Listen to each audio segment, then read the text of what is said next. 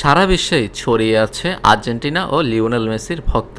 বাংলাদেশেও আর্জেন্টিনার ভক্ত অনুরাগীদের সংখ্যা নেহাত কম নয়।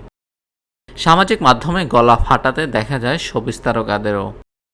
এবার মেসি ও আর্জেন্টিনা খেলা দেখতে যুক্তরাষ্ট্রে ছুটে গেছেন মেহজাবিন চৌধুরী ও তাসনিয়া ফারিন। ম্যাটলাইফ স্টেডিয়ামে বসে তারা উপভোগ করেছেন কোপা আমেরিকায় চিলির বিপক্ষে মেসিদের জয়।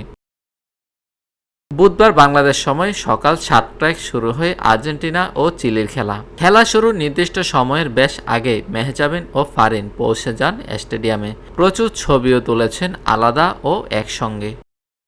খেলা শুরুর আগে তাসনিয়া ফারিন গ্যালারিতে দাঁড়িয়ে ছবি তুলে সেটির ক্যাপশন লেখেন নেভার আর্লি ফর মেসি, আর মেহজাবিন ছবি পোস্ট করে ক্যাপশনে লেখেন আজকে কে জিততে পারে। প্রথমবার গ্যালারিতে বসে মেসিদের খেলা দেখে নিরাশ হতে হয়নি মেহজাবিন ও ফারিনের। চিলিকে 1-0 গোলে হারিয়ে সবার আগে কোপার কোয়ার্টার ফাইনালে চলে গেছে ডিফেন্ডিং চ্যাম্পিয়নরা।